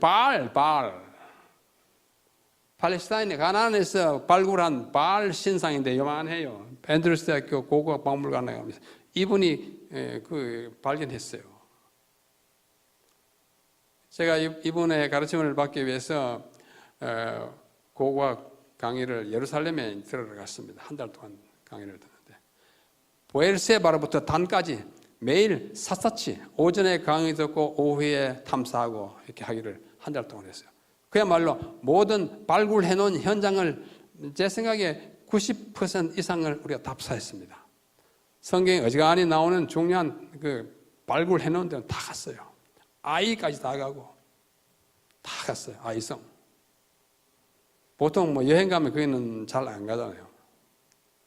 정말 생생한 현장 교육 이분에게 제가 받았습니다. 그래서 제가 미국에서 오자마자 우리 학생들 데리고 현장으로 지금까지 열 몇 번 갔습니다.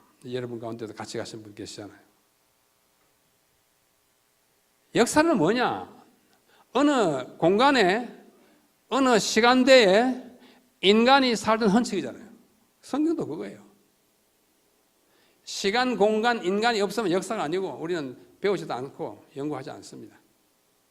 성경도 어느 공간 안에서 어느 시간대에 어느 시대 연대에 누가 뭐 육화 원칙에 의해서 생생한 발을 받고 여기서 무슨 일이 났다 가르치는 분이 이분이에요. 그래서 이 성지 훈련이 정말 중요하다는 것을 제가 배우는데 이분이 그걸 가르쳐 주었습니다. 생생하게. 또 못 가면 요즘은 이제 이 화면 통해서 얼마든지 갈 수 있잖아요. 이 가운데 잘하는 분, 여리고 같은 여리고 앉아서 그거 다 보잖아요. 나사렛 골목골목 다 보잖아요. 이제 다 있어요. 동영상 다 있습니다. 그걸 몇 번씩 보고 가면 정말 친숙하게 열심히 공부하는. 그래야 성경이 생생한 역사로 나에게 다가오는 것입니다. 중요한 것입니다. 다섯 번째, 에드윈 실리. 이분은 정말 위대한 재림교인 학자입니다. 원래 독일 출신이지만은 그 아버지 때부터 이미 미국에 살아가지고 미국인입니다. 그래서 원래 틸레인데 틸레가 미국 사람들이 붙는 틸리 발음이 달라져요. 이분이 쓴 그 유명한 책이 The Mysterious Number of Hebrew Kings. 뭐 히브리 왕들의 뭐 연대기는 우리말로 번역됐어요. 현 아무개가 번역했는데 제가 책 그림 보여드릴게요. 제가 미국에 공부하러 갔을 때 이분은 이미 은퇴한 지 오래됐어요. 은퇴한 지 오래됐어요. 근데 어느 날 이 위대한 거장이 학교에 와서 특강을 한다 그래요. 다 제시하고 갔어요. 한 400명이 앉는 자리에 빡빡하게 학생들이 박사, 석사, 뭐 학사, 학생들 다 모여가지고 교수들도 참. 이분은 시카고 대학에서 박사학위 공부하면서 1950년대에 공부하면서 열왕기 역대 사무엘에 나타나 있는 이스라엘의 연대를 그 복잡 착종한 연대예요. 여러분 자세히 공부하시면 아시게 되는 바와 같이 열왕기 하와 역대기에 나타나 있는 연대가 다릅니다. 이 다르기 때문에 비방하는 사람은 이 성경 엉터리다 그랬고 엉터리 아닐 거다 하고 믿지만도 해결 못하지 끙끙거리기를 1950년까지 했어요. 근데 이분이 이 하나님의 말씀인데 우리가 몰라서 그러지 뭔가 이 맥을 풀면은 더 할 거라고 정말 꼼꼼히 연구했어요. 얼마나 세밀하게 연구했는지 몰라요. 그래가지고 그걸 맞췄습니다. 조화시켰어요. 연대 조화시켰어요. 그래가지고 그 발견한 그 위대한 그 방법이 뭐냐면 북방 이스라엘과 남방 유다가 왕들의 치세를 계산하는 방법이 하나는 적위년 제도를 하고 하나는 비적위년 제도를 하는 것을 그거 딱 맞추니까 딱 해결된 거예요. 그뿐만 아니고 많은 그 얽힌 실타래처럼 얽힌 것을 쭉 풀어가지고 시카고 대학, 그 유명한 시카고 대학에 딱 내놨더니 그걸 심사할 사람이 없어요. 권위자가 그만큼 전대 미답의 경지에 이분이 들어가 있는 거예요. 한 학생이, 재림교회 학생이. 전대 미답 무슨 뜻인지 아시죠? 아무도 걸어가 보지 않는 거를 이분이 멀리 나가 있는데 누가 뭐 갖다 붙으면 누가 잔소리를 해요. 그러니까 무조건 통과했어요. 그 책이 책으로 나온 것이 그 책이에요. 그런데 그날 다시 은퇴한 지 뭐 한 20년 후에 다시 노구를 끌고 이렇게 왔어요. 그저 해가지고 이분이 강연 시간 돼가지고 탁 이렇게 그때 연세가 82세였어요. 그 다음에 뒤에 이렇게 칠판 있었어요. 그래서 이제 하는데 부피를 하나 딱 들더니 빈손으로 나왔어요. 거기다 씁니다. 북방 이스라엘 무슨 왕 몇 년부터 몇 년, 아사 왕 몇 년, 몇 년 몇 년, 몇 년 몇 년, 몇 년 몇 년, 몇 년 몇 년을 한 5m 쭉 썼어요.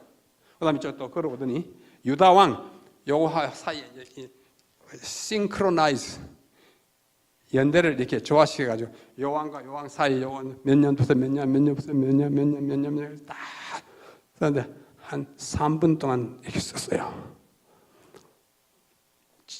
여러분 지금처럼요 숨도 못 쉬고 보고 있었어요. 딱 이스라엘과 유다를 딱 쓰고 분필을 딱 놓고 돌아서는 순간 누가 먼저랄 것 없이 400명의 학생이 일제히 기립해가지고 박수 치기 시작했어요. 박수를 한 1분 동안 쳤어요. 1분이면 짧은 거 아니에요. 박수 쳐보십시오. 1분 동안 박수 치는 거 쉬운 거 아닙니다. 끈질게 쳤어요. 제가 평생에 기립박수 같은 기립박수 처음 봤어요. 그게 기립박수입니다. 압도해서 자기도 모르게 벌떡 나가지고 한없이 치고 있는 거 이게 기립박수예요. 에드윈 틸리. 제가 그분에게서 강의를 들은 것은 그날 특강 2시간 뿐인데 그날 정말 압도했어요. 아하, 저 연대를 82세 노인이 저는 그 당시에 40대 초반인데 40년 이 어른이 저렇게 외우는 걸 나는 뭐 하냐 이거예요. 에라 집어치우고 가버릴까요? 어떤데 그런 마음 생겨요. 정말로 어떻게? 세밀하게, 특별히 연대 세밀하게 그리 맞추니까 성령에 대한 확신이 한없이 가는 거예요. 정말 위대한 학자예요. 그분이 어느 교회 출신이에요? 재림교회 출신이에요. 이분, 쉐이, 하셀 이런 분들이 우리 교회 위상을 미국의 학계에서 엄청나게 올려놨어요. 뭐 다른 분도 있지만 그 유명한 얼드만 출판사에 나오는 엔사이클로피디아 그 있어요. 인터내셔널 스탠다드 바이블 엔사이클로피디아. 그게요. 이분들이 쓴 아티클 많이 있습니다. 쉐이 박사님 있잖아요. 아까 올라간 쉐이 박사님. 이분이 그 ISBE International Standard Bible Encyclopedia의 둘째 권에 엑소더스 출애굽기 연대 칼럼이 있습니다. 길어요. 출애굽의 연대에는 두 가지 학설이 있습니다. 하나는 15세기설과 하나는 13세기설이에요. 여러분 고고학 저와 함께 공부하신 분들은 기억날 거예요. 우리 교회는 아주 압도적으로 15세기설이에요. 그래야 연대가 맞아요. 그런데 혼 박사님은 1445년 BC가 출애굽 연대로 잡아놨어요. 이분은 그분의 후배예요. 그런데 이분은 얼마나 꼼꼼하게 그야말로 명쾌하게 해놨는지 애굽에 있는 이분은 원래 애굽 학자입니다. 이집톨로지 애굽의 연대를 다 그 안에 나오는 몇 사람들 얘기해가지고 놀라지 마십시오. 이분이 BC 1450년 3월 17일에 출애굽 출발했다 하고 그 딱 써놨어요. 읽어보세요. 기가 막히게 맞죠. 명쾌하게 나서 아무도 지금까지 반박 못해요. 이분이 쓴 건 아무도 반박 못해요. 명쾌하기 때문에, 통쾌하기 때문에 그래요. 그래서 이분이 뭐 다른 사람 공격하고 그러잖아요. 팩트만 딱 보잖아요. 명쾌하고 생생하고 이분이 세밀합니다. 그럼 저는 어떤가? 이것도 저것도 아니에요. 하려고 노력하다가 끝났어요. 마지막으로 이분은 자크 두캉, 유대인으로 프랑스에 살았기 때문에 이름이 프랑스식 이름 자크, 끝에 S를 발음하지 않고 작스가 아니고 자크, 프랑스 사람 그래요. 프랑스 발음은 두캉이에요. 미국에 살기 때문에 두칸 하면 두캉 박사예요. 이분이 히브리인이에요. 이분이 말하면 다른 사람이 찍소리를 못해요. 왜? 성경이 누구 성경이니까? 자기 성경이니까. 히브리인 성경이잖아요. 히브리 말을 태중에서부터 하던 사람이 떡배서 읽는 거하고 우리가 뜨듬뜨듬 알렙, 베이트, 기멜 억지로 외워가지고 막 태초에 하는 거하고는 맛도 다르고 감도 다르고 이도 다르고 느낌도 다 색만 달라요. 우리가 심청전이나 흥부전을 읽는 거하고 서양 사람이 한국말 배워가지고 심청전, 흥부전 읽는 게 맛이 같겠어요? 달라요. 이분이 다 시편에 나오는 이 단어는 이렇다 하면 그냥 입 벌리고 딱 보고 있어요. 모세오경이 이렇다 하면 딱 벌리겠어요. 히브리식으로 히브리적 관점에서 봐야 돼요. 여러분 그 중에 많이 아는 거 있어요. 여자여 아들이니이다. 아들이 엄마 보고 어떤 그런 소리를 해요. 여자여 말이 안 되잖아요. 그래 히브리식으로 이해해야 돼. 그 여자여는 존귀하게 여인을 받들 때 어머니라도 존귀하게 받들 때 이런 것들을 제가 깊게 생각에 받아들였습니다. 그 후로 이제 30년의 세월이 흘러서 짬짬이 이걸 흉내 내려고 본받으려고 애를 썼지만은 하나도 제대로 이룬 것 없이 이미 10년 전에 다 물러났는데 여러분들은 이 중에 또 얼마라도 좀 물려받아서 좀 하시면 좋겠습니다. 하딩은 영국, 하슬은 독일, 쉐이는 미국, 홀은 독일, 필리는 원래 독일인데 미국 사람, 두캉은 유대인. 이렇게 해서 여러분들이 가르침을 받고 제가 살아가는 것입니다. 살아왔습니다. 그 중에 이제 세 분이 특별히 저에게 영향을 많이 계시는데, 하딩, 세 과목 배웠다 했잖아요.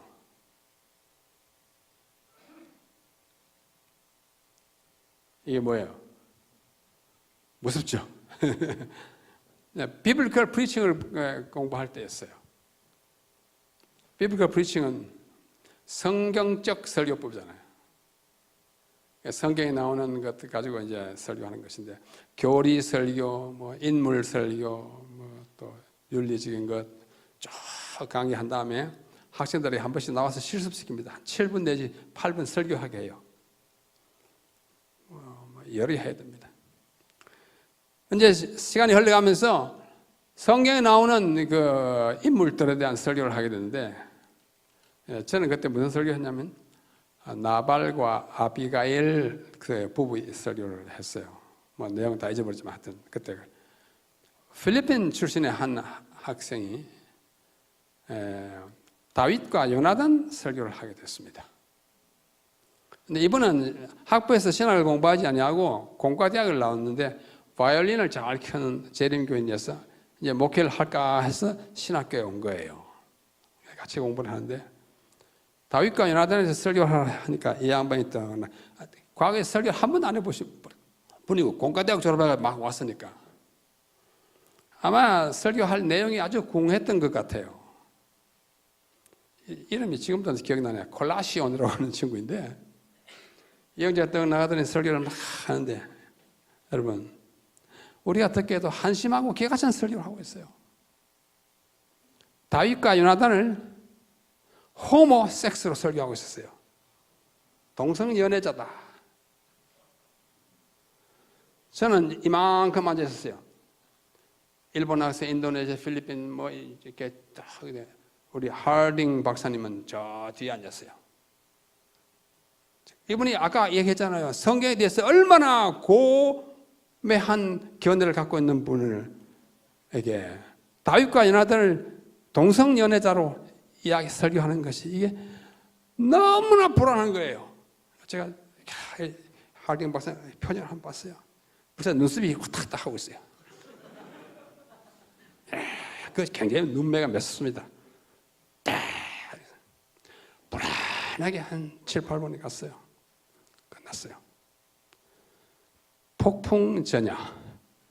전부 숨을 못 쉬고 우리 벼락 떨어질 걸 기대하고 딱 했는데 이분이 뭐라고 하는지 아세요? Where did you get it? 너 그 따위 설교 어디서 났어?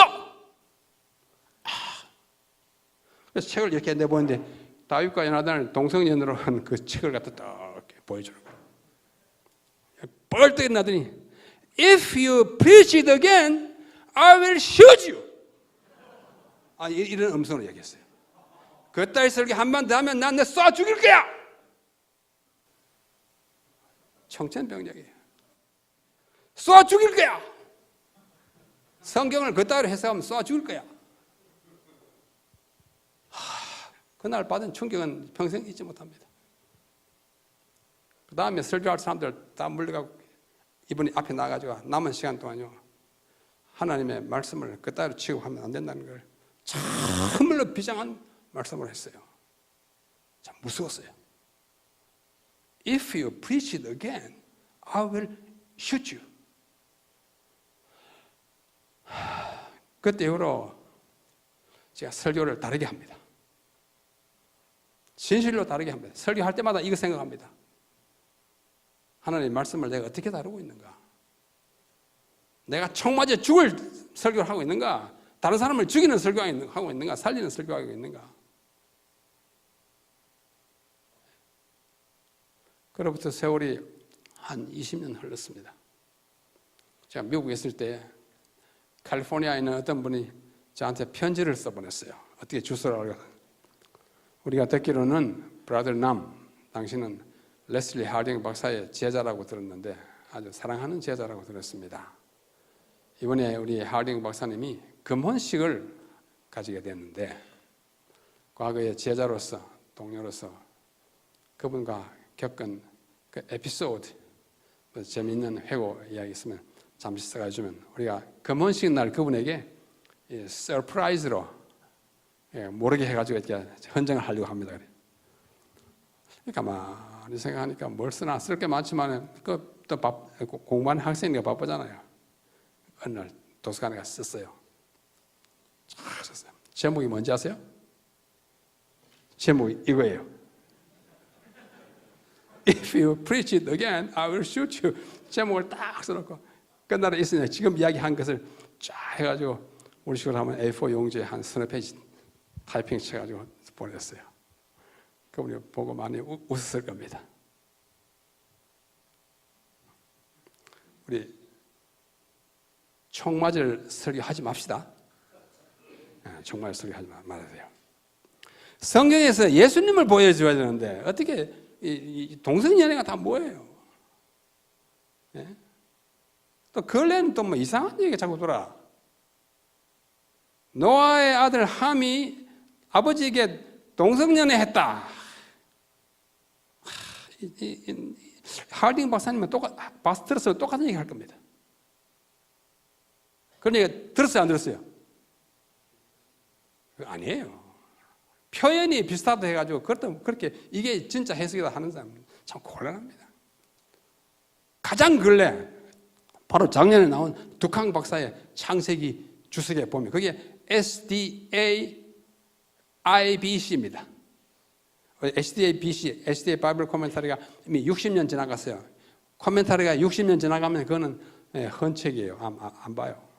얼마나 지식이 발전하는데. 그래서 새롭게 만드는 것이 SDA International Bible Commentary예요. 그 창세기를 득항 박사님이 썼는데 이미 나왔어요. 그걸 잘 다루고 있어요. 이건 절대 그거 아니라고. 유대인이 아니라고 하면 아니라고 봐야지. 아니 봐야죠. 저는 SDA 바이블 인터내셔널 바이블 코멘터리에 뭐 참고로 말씀드리면 역대하를 제가 썼습니다. 곧 나올 겁니다. 자, 여기서 예수님을 나타내줘야 하지 엉뚱한 거 내면 되지 않습니다. 그래서 제가 그때 아야스에 있을 때 1979년에 아야스 갔어요. 그해 3월 25일에 제가 할 수 없이 갔습니다. 27일부터인가 계약이었어요.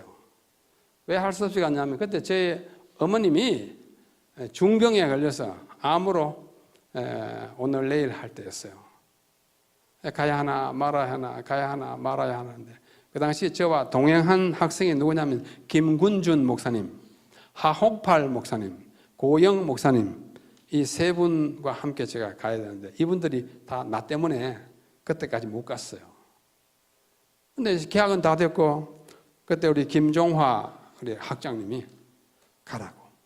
어머니 혹시 돌아가시면 우리가 다 뒤처리를 할 테니까 가라고.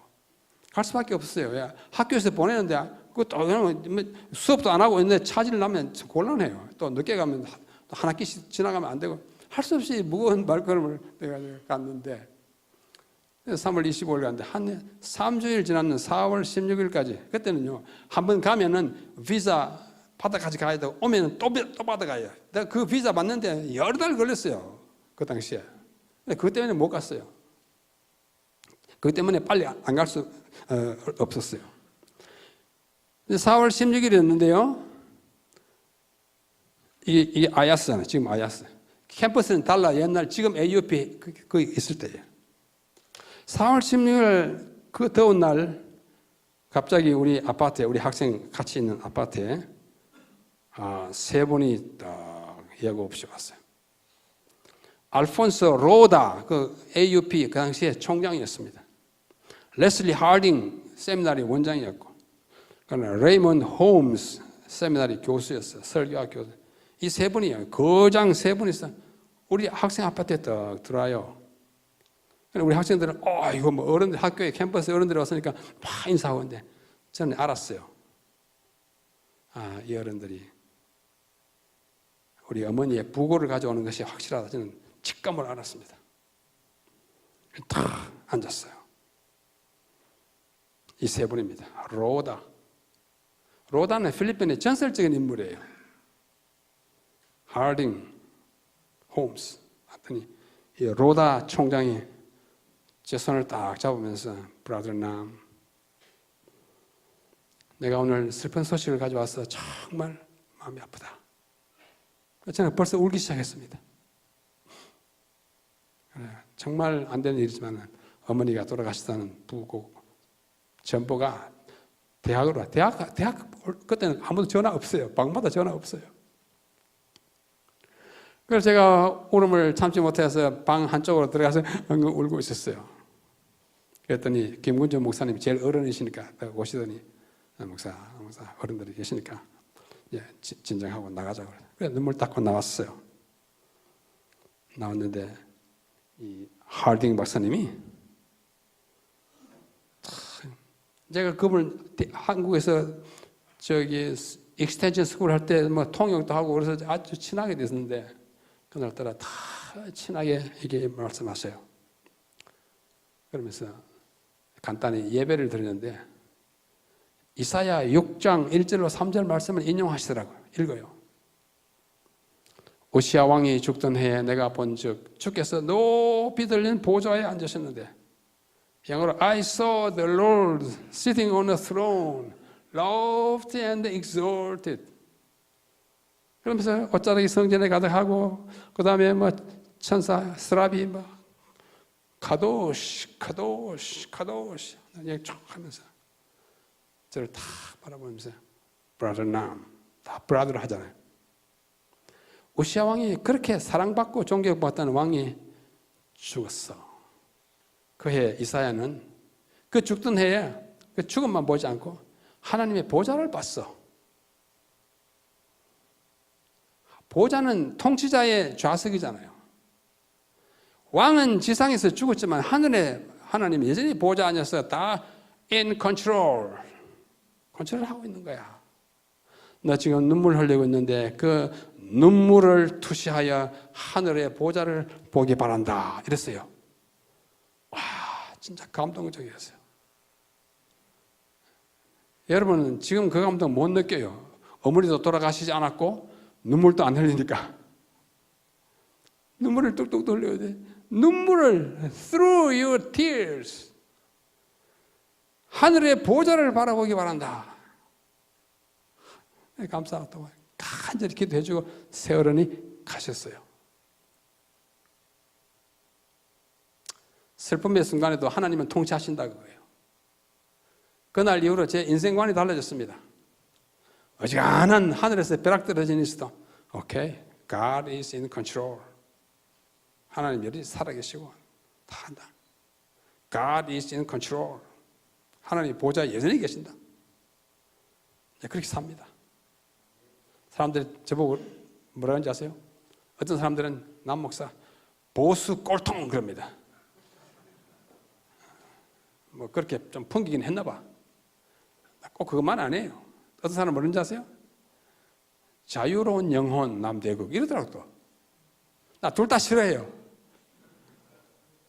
자유로운 영혼이라고 말하는 사람만큼 내가 자유롭지도 않고 보수 꼴통이라고 손가락질하는 사람만큼 보수 꼴통도 아니에요. 순간순간 그렇게 보일 수 있습니다. 하나님이 계시니까 염려하지 않습니다. 그때 그러고 지나갔어요. 지나갔는데 그 몇 년 후에 앤드루스에 갔더니 어느 날 다니엘 시간에 하젤 박사님이 보좌에 앉으신 하나님 그게 너무 세.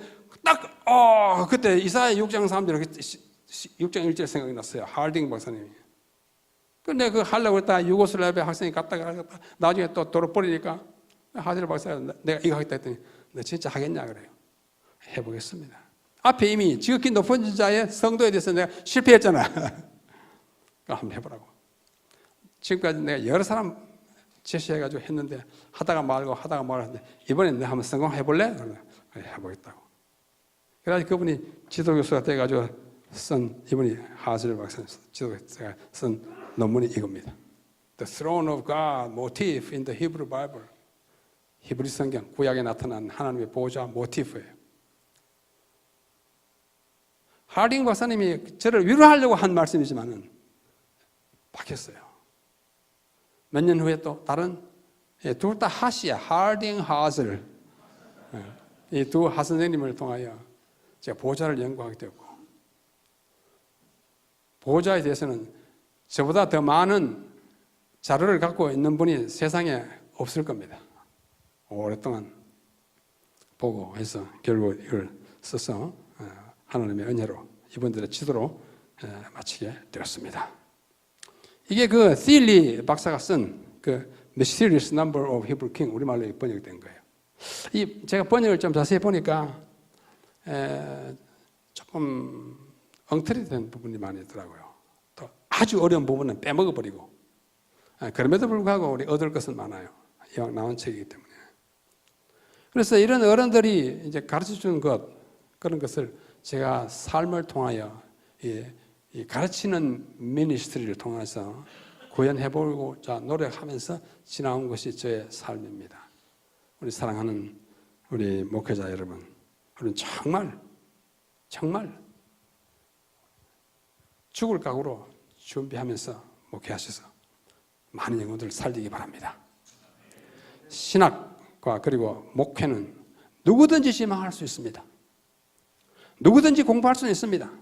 그러나 일단 자원했거나 부름을 받았으면 성경의 기본이 무엇이며 본문의 뜻이 무엇인지를 알아야 가르칠 수 있고 설교할 수 있습니다. 아무나 설교하면 안 돼요. 여러분처럼 알아야 하는 거예요. 그런 의미에서 성경 교사와 목사는 아무나 할 수 있는 것이 아닙니다. 준비해야 하는 것이에요. 어떤 방법이나 형식 또는 과정을 통해서든지 배워야 하고 알아야 할 수 있는 것입니다. 현대판 제사장이 되어 아까 8가지 책무요. 현대판 제사장이 되어야 목회를 할 수 있고 말씀을 바로 가르칠 수가 있는 것입니다. 깊은 진리, 바른 교훈, 살리는 말씀은 잘 배우고 깊이 연구한 목사만이 줄 수 있는 기별이에요. 우리 충청합회 우리 목회자 120명은 한 사람도 이 거룩한 땅 대열에서 벗어나지 마시고 그 대신 그야말로 죽도록 연구하고 준비하여 영혼들을 살리는 일에만 기여하고 살리는 경험만 계속하고 살린 영혼들과 함께 영원히 사는 나라에 다 들어가게 되기를 간절히 바랍니다. 세 번째 제목 뭐였어요? 신학은 또는 목회는 누구나 할 수 있지만 아무나 하는 것이 아닙니다. 이 말씀을 여러분 잠시나마 간직해 주기를 바라면서 오전 강의를 마치겠습니다.